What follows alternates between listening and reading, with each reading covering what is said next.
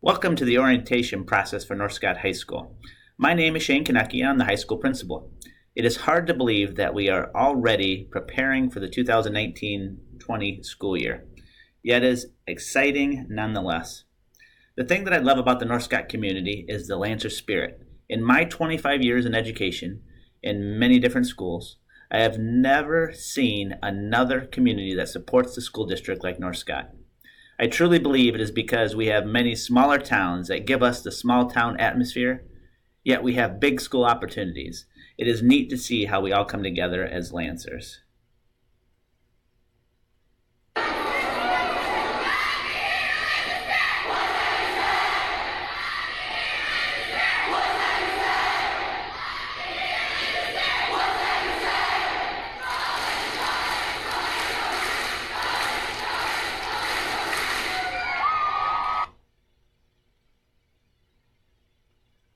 In this segment of the process, I'm going to focus on methods of communication and why it is extremely important to choose courses wisely. So how do we communicate at North Scott High School, and how does a parent stay connected? First, we have North Scott School Messenger, the messenger system that you've probably, if you're at the junior high, you are aware of, and we use this in many different ways. But it has a phone caller possibility. It also has email as well as texting. We also have a school webpage, which is actually currently being redesigned right now, and we're excited about that. We have our calendar app, which is Our School. There's apps for iPhones or Droids or any smartphone, and it can provide updates immediately to any of the activities that you want it to update you on. We really focus on PowerSchool and Canvas when it comes to academics and learning. The one thing that we add a little bit differently than the junior high is that we have daily announcements connected to North Scott, the PowerSchool. We also have, we've dove into, I guess, the social media realm of things. We have Twitter. Our main one is NSHS Activities, but there are many others, but that's the one that we focus on as a school. We also have Facebook, and we're diving in and trying Instagram. What we found out, or what we've researched, is that Instagram is what kids are using, Twitter is what alumni are using, and Facebook is what the older generation is using, and I guess that would include me. We also have parent advisory committees that I'd recommend that you get involved with. And we also have our NSHS Student Handbook. This is important because it has all of our policies and all our expectations for our students.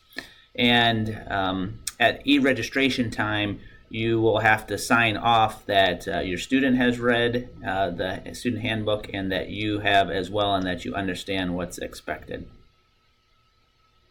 Our vision here at North Scott High School is all students will learn at high levels to be college and career ready through a collaborative culture. That college and career ready piece has changed a little bit, and we're excited about the changes, which we'll get into in a little bit. So how are we preparing our students to reach our vision? And how we are doing that currently is we're looking at providing a consistent and viable curriculum. Well, how do we do that? Well, there's really two pieces to that process. We have professional learning communities, and professional learning communities are also known as PLCs. You'll hear us use that quite often, that acronym. And what our PLCs do is, I'll just give an example. So if we have 3 algebra teachers, and those 3 algebra teachers are working together, and the first question they ask themselves is, first, what do we want our students to know? So they're looking at, what do we want our students to know? The second question is, what does it look like when they have learned it, or when they know it? The third question and the fourth question are the two most important questions. The third question is, what do we do if students don't know it? What are we going to do? What supports are we going to provide? How are we going to teach it in a different way? The fourth question is, what do we do if students already know it? How do we take them to a higher level? How do we take them to a more rigorous area in their learning?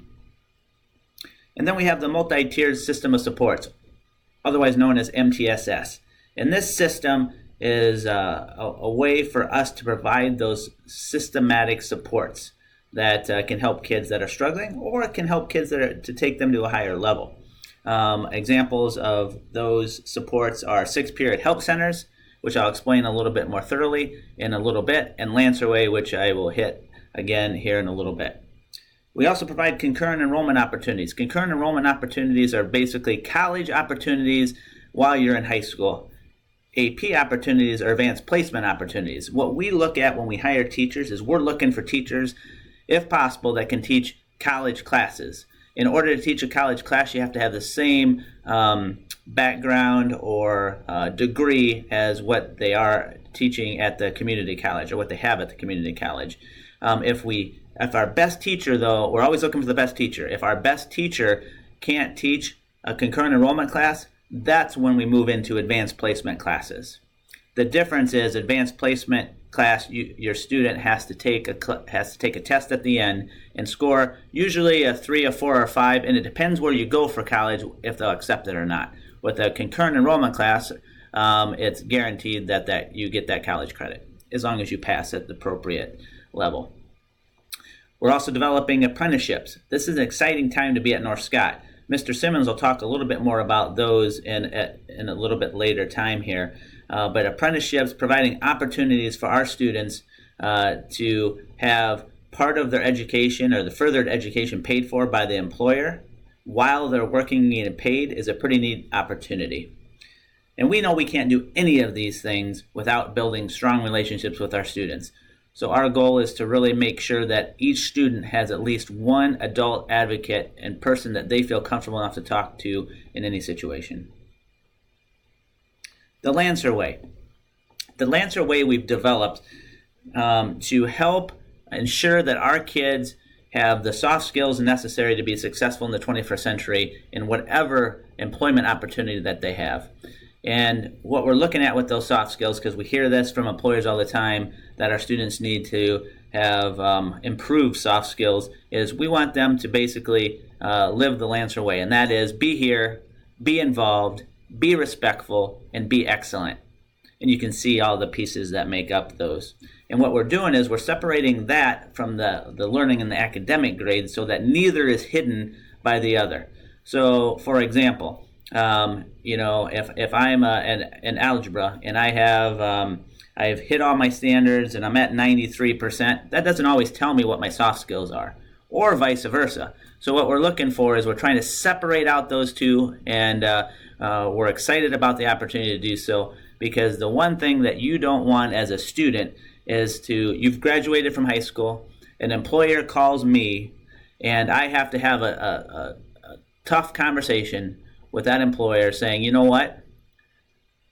He was a great student academically, learned at high levels. However, I wouldn't hire him. And I wouldn't hire him because he missed a lot of school. His attendance wasn't very good.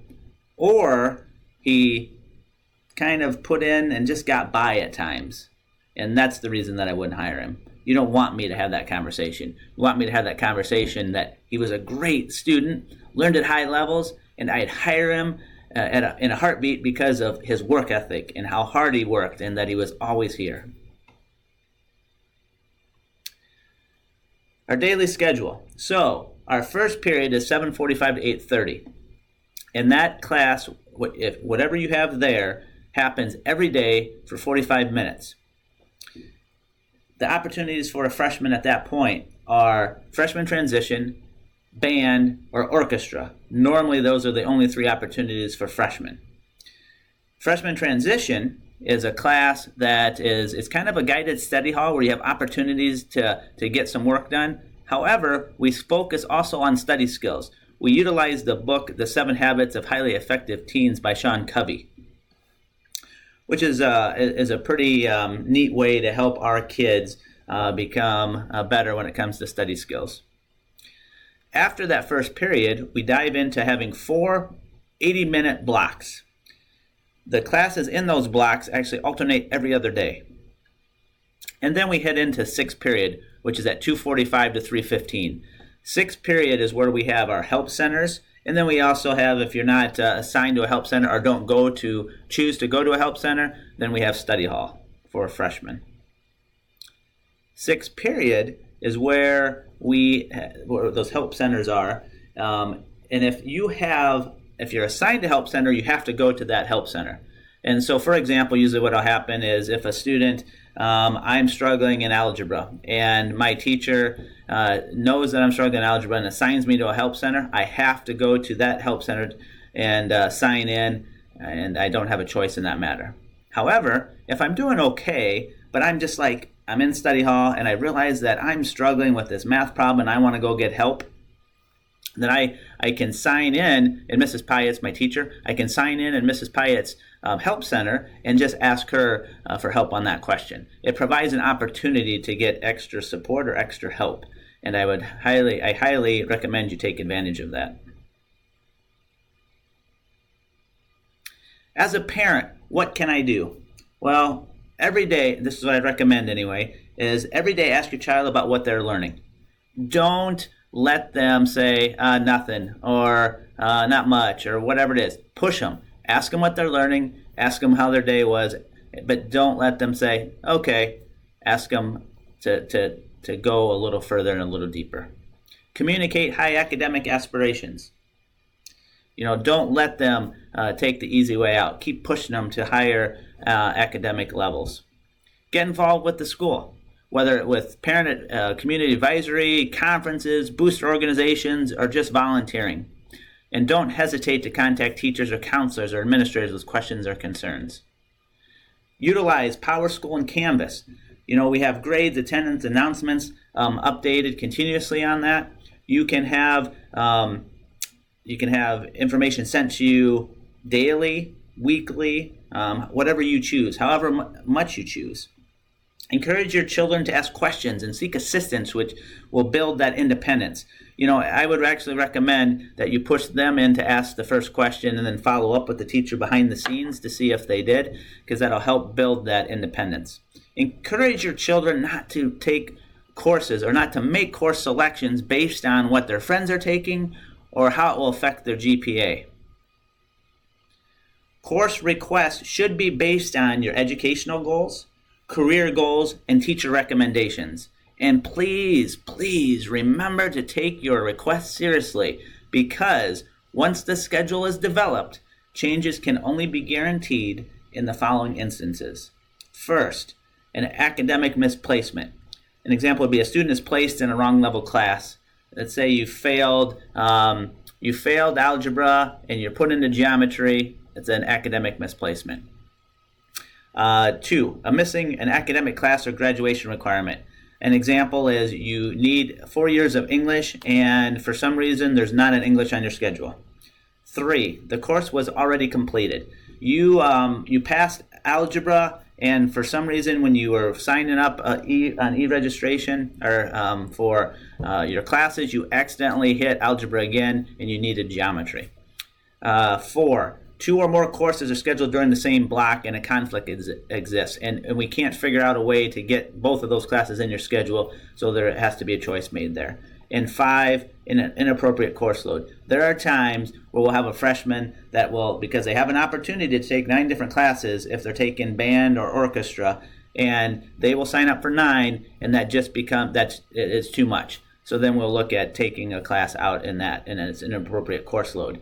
But it's extremely important that you take your courses that you sign up for seriously, because we develop the rest of the schedule based on what you sign up for. For example, if we have 32 kids sign up for, say, Spanish 1, and in that Spanish 1, we know we don't want to go over 30 kids, and we don't go below 15 very often. So what we're looking for is, we would say we have 32 kids in that class that have signed up for that class. So we will make 2 sections of Spanish in that case. Now, if there's 3 kids that at the beginning of the year want to come in and say, oh no, I made a mistake, I don't want to take that Spanish 1 anymore, we'll say no, because we created 2 sections. Whereas if 3 kids wouldn't have signed up for it there, we would have had, we'd only had 29, so then we would have